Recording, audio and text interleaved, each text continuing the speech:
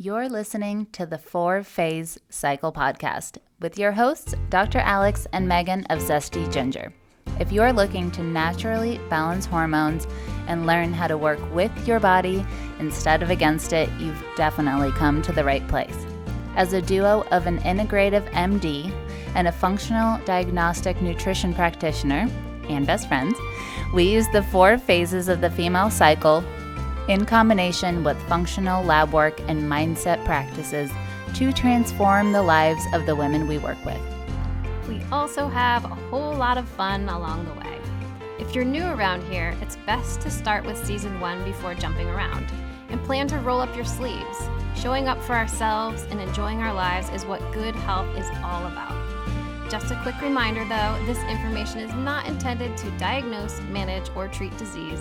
Always consult with your doctor before making changes.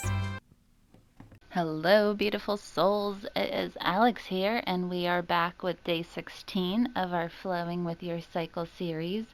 Thank you so much for those of you who have texted me through the community app.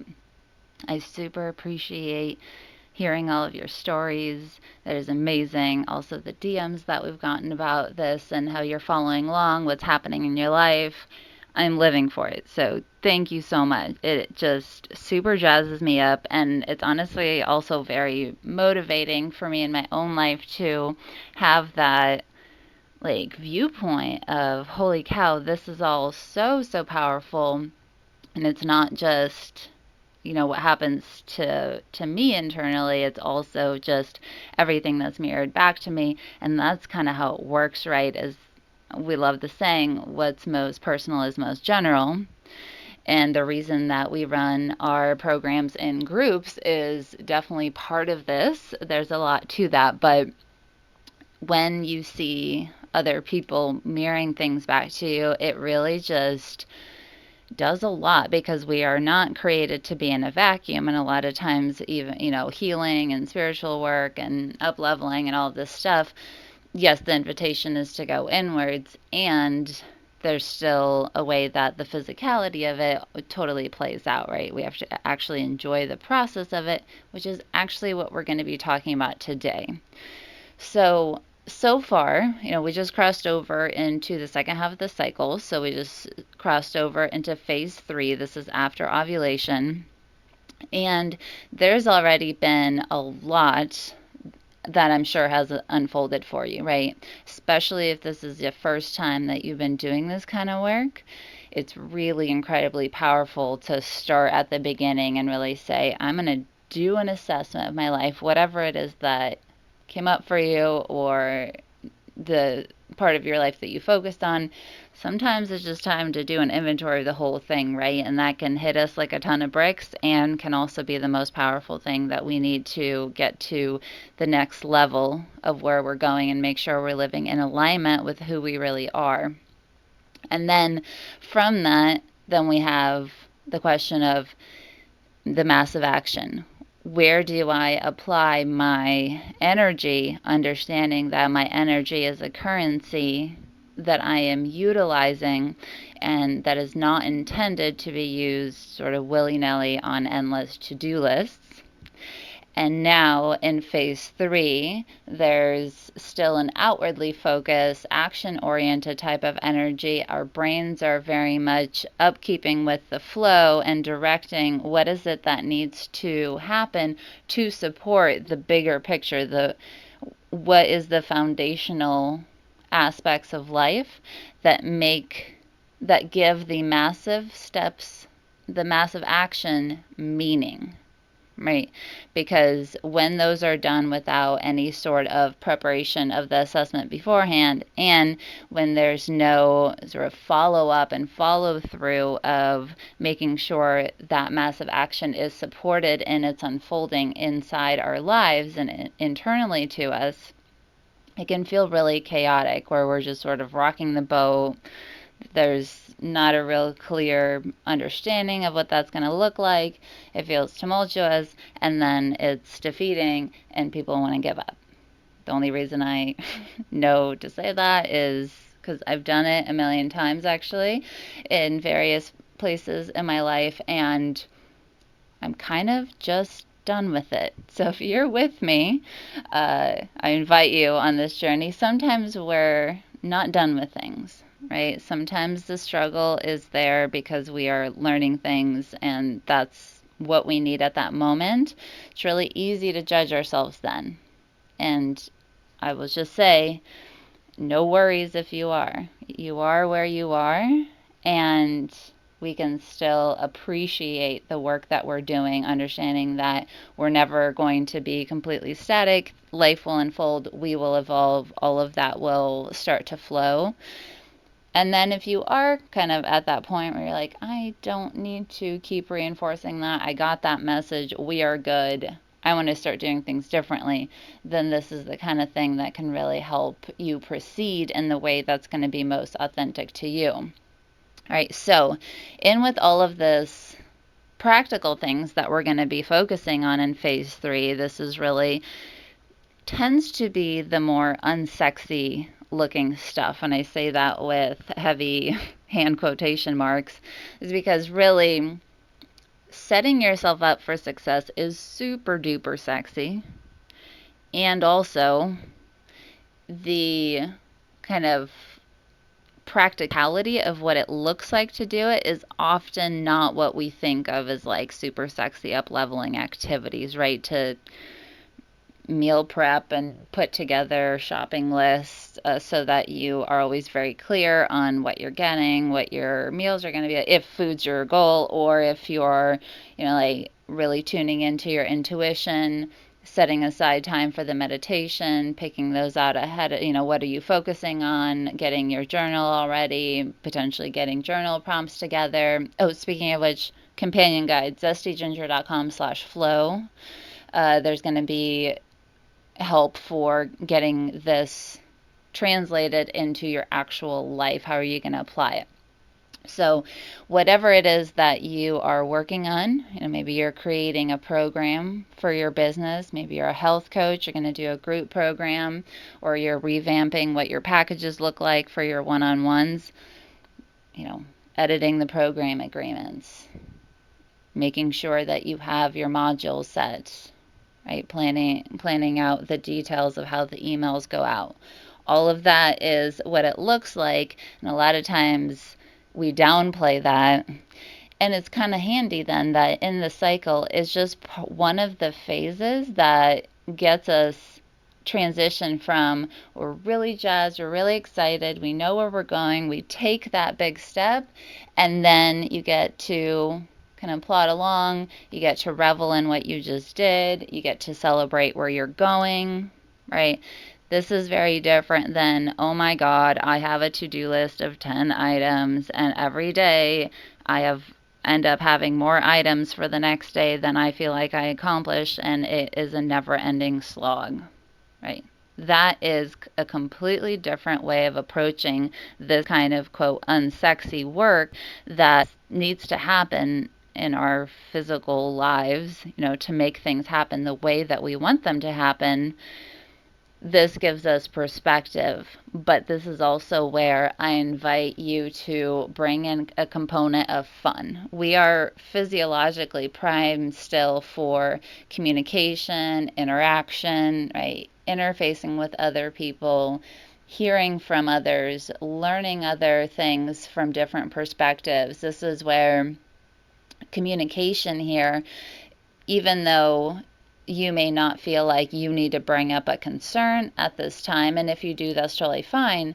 But right now it's like we're still in that curious nature, we're still hoping to connect with others, right? Because it's outwardly focused. Now we still want to connect with others when we're inwardly focused, but it has a different feel behind it than when you're sort of up and about, really pulling together in your life what's happening, plus then allowing the people around you to bring things to the surface, remind you of whatever it is that you feel like you need to be reminded of.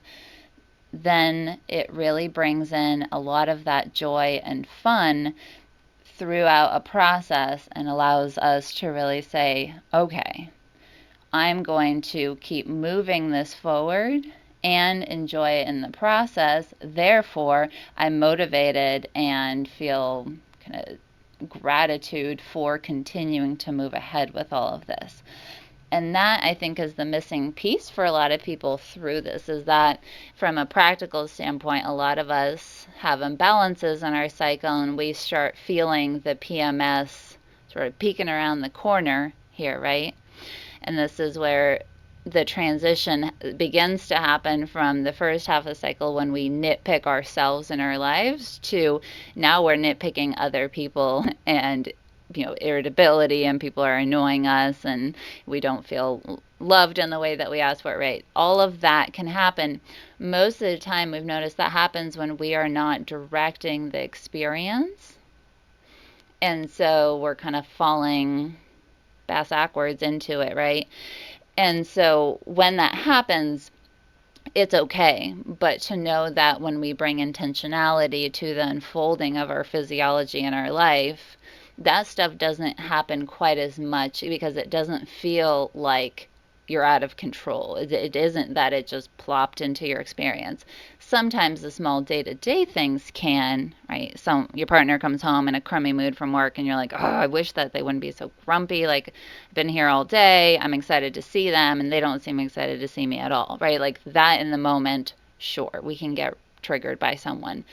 And yet, when we have really been listening to ourselves and connecting with ourselves, we're stepping into our power as the director of our life, then the day to day things here, you can see that person is struggling for who they are and what their experience is. I can interact with them in the way I choose to support them and love on them and interact with them.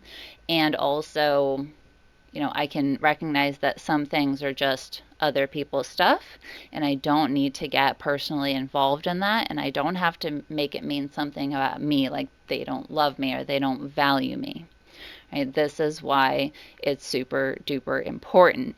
And I think the fun in this is really a great way to interact with people around us as well, because we're co-creating this life that we feel good in. When we have fun internally but also with the people around us, it just feels good, which there's no point that you need or a reasoning that you need to do that other than just you want to have fun and you want to have a great time interacting with the people around you, right?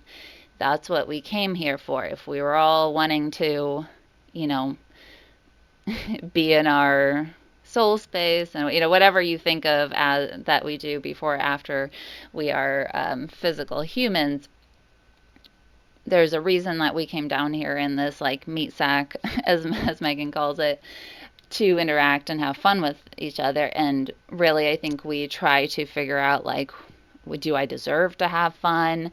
Did I do enough work to have fun? Was I productive enough to have fun? You can just have fun because you want to have fun, and there is no other reasoning or argument that you have to make for that.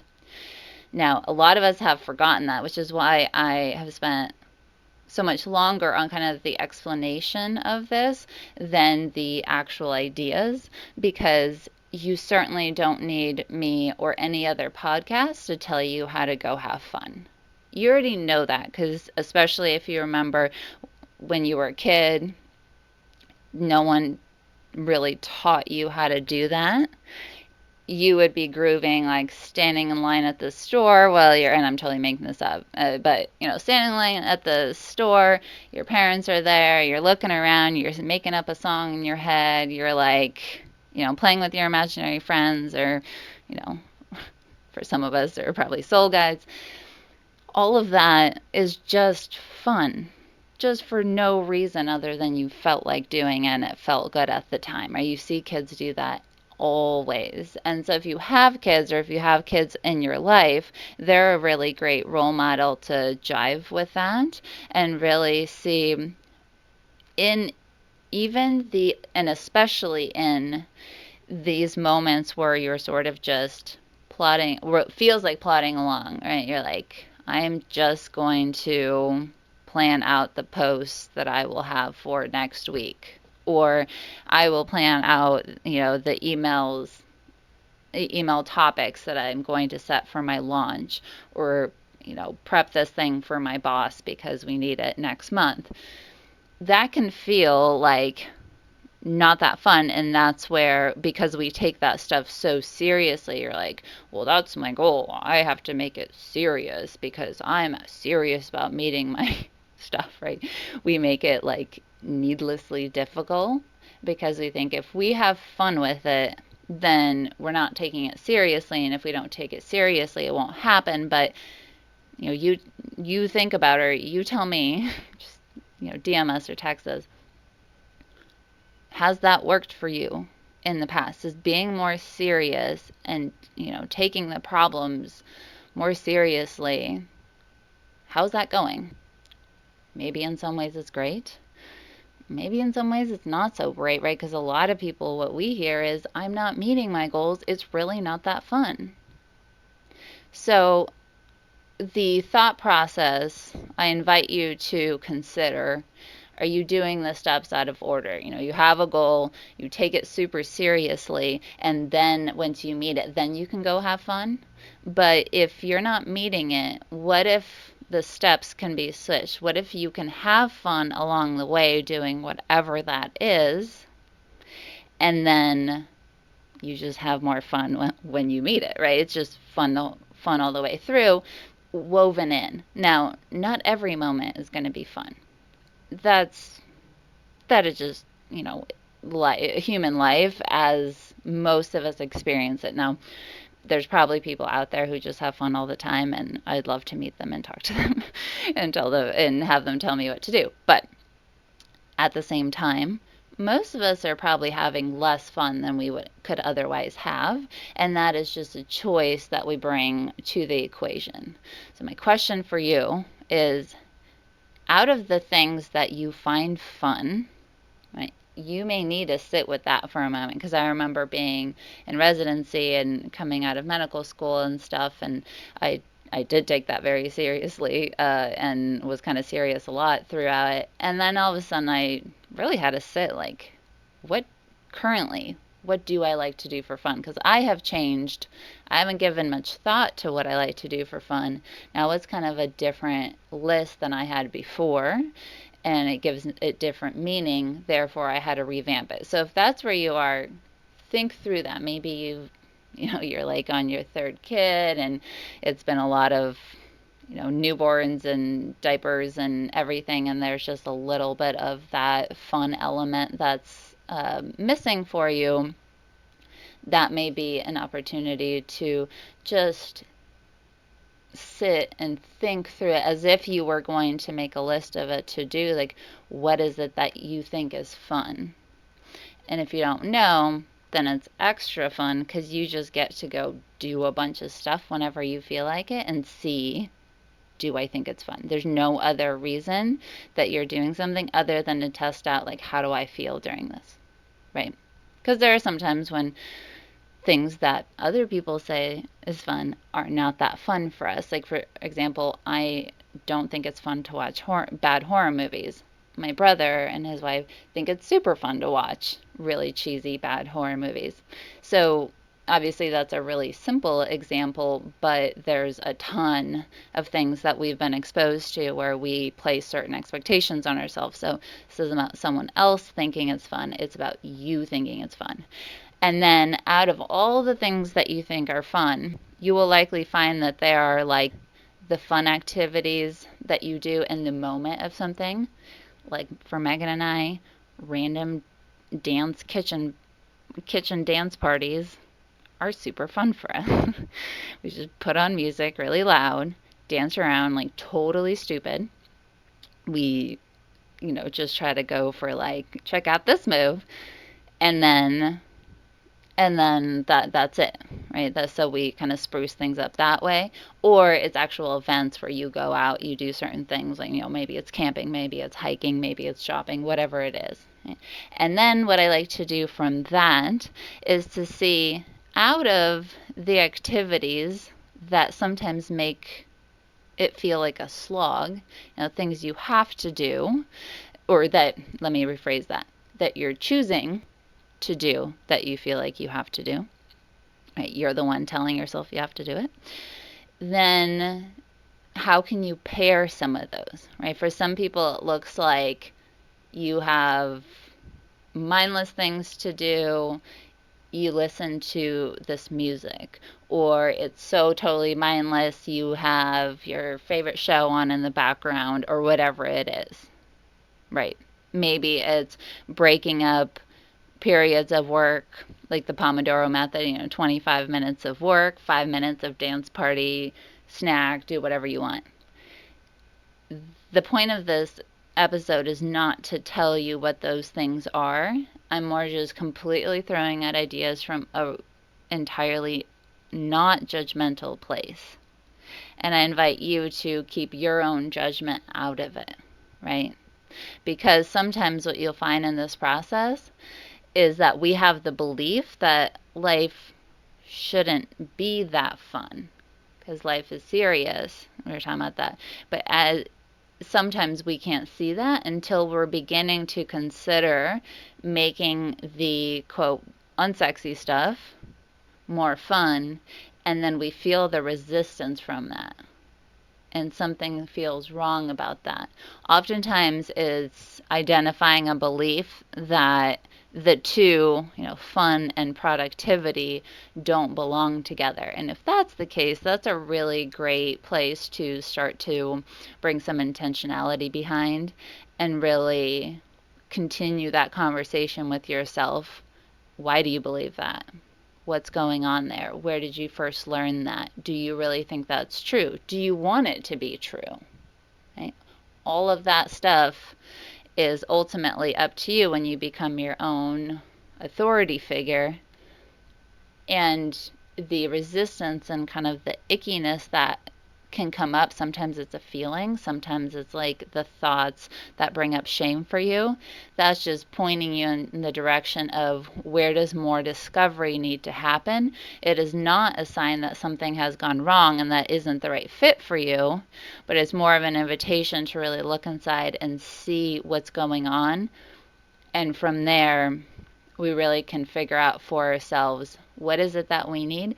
And if your stuff looks completely different than my stuff, that's awesome. That's a win, right? Because that means that you have come to a place of you deciding, not because anyone else said. You decided what's fun, what role does it have in your life, how much. Some of us are a lot more silly, like me, than other people, right? My soul needs a little more fun than some other folks.